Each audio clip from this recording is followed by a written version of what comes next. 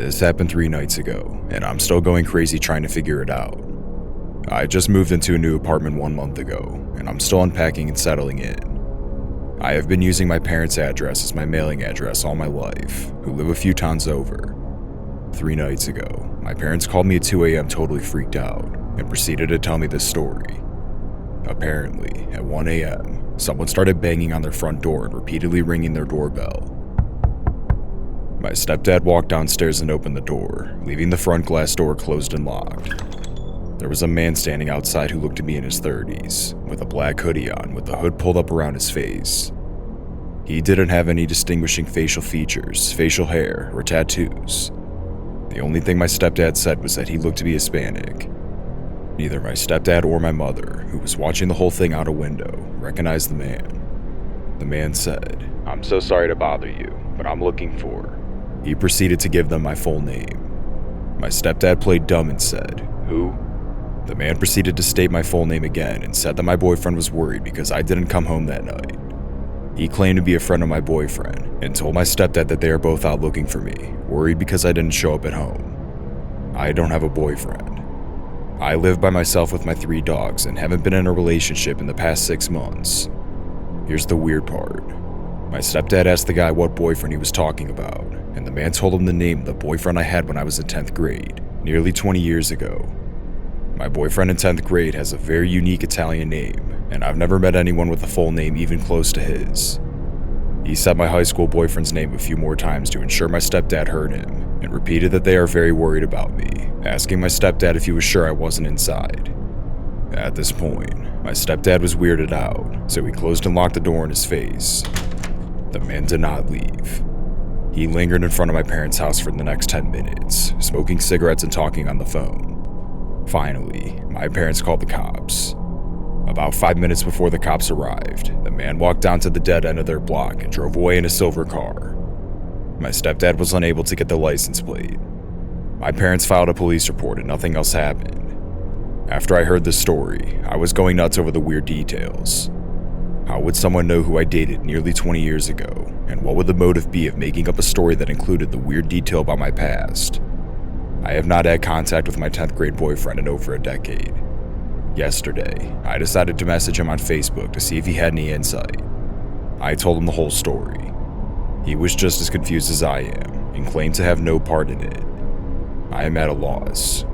I'm also really freaked out that some strange man is going through that much trouble at 1 a.m. to look for me.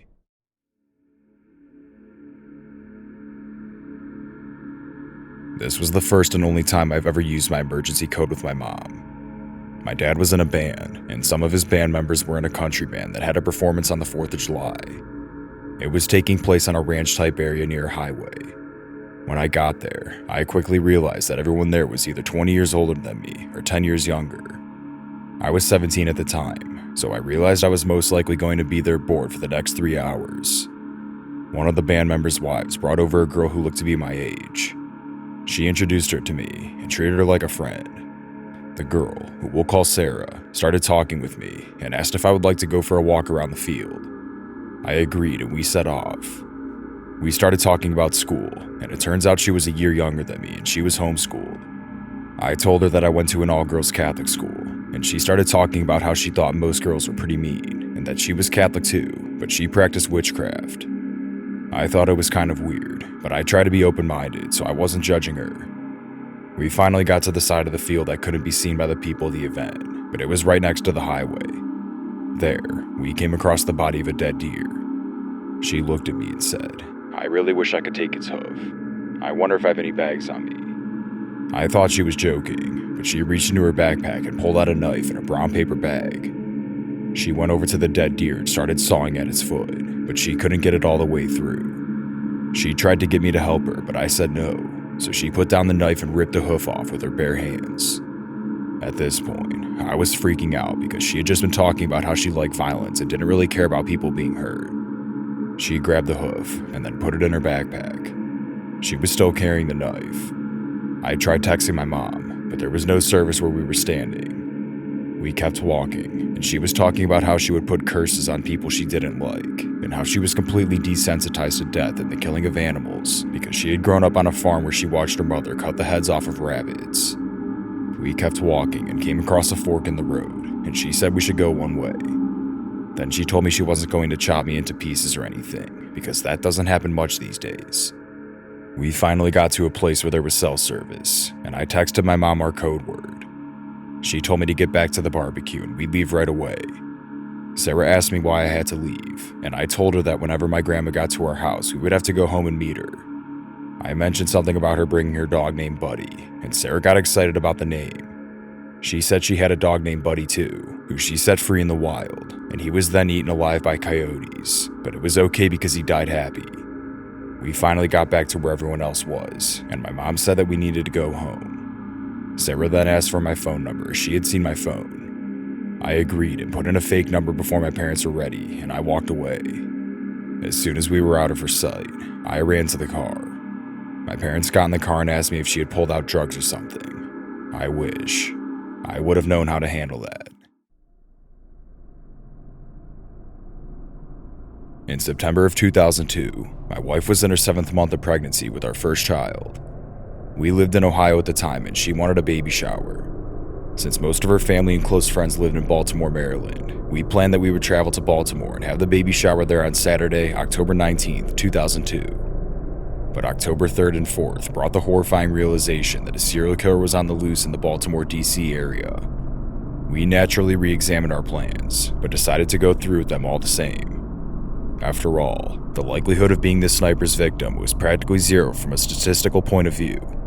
My wife and I listened to the news of the Beltway sniper in the days leading up to our trip. It was getting a bit more scary as the death count raised to 9 and there were 2 additional people who had been wounded. In the 11th hour, we decided we would still go, but we would take the PA Turnpike over to I-70 and then I-70 through Hagerstown, Maryland, then Frederick, Maryland, and into Baltimore. Around 5 p.m. on Friday, October 18th, 2002, my wife and I picked up my mom and my stepsister, and we set out for Baltimore. The trip was going slowly, but was otherwise uneventful. We had used the time to review the plans of what to do when we needed to stop during our trip out. The plan was that we all go together, we don't dilly-dally, we get out of the car and into a building quickly, and vice versa, and no one stays in the car alone. Well, eventually, around 12:45 a.m. on Saturday morning, we all needed a restroom break. We pulled off into a rest stop near Frederick and parked right in front of the door to the bathroom facility. The rest area was largely empty, but there was a dark blue, late model, 4-door sedan parked head-in facing the door to the restroom. I parked next to it, and we all quickly reviewed the rules. If I finished first, I would wait for them, and we would all return to the car together. We then got out and raced to the restrooms.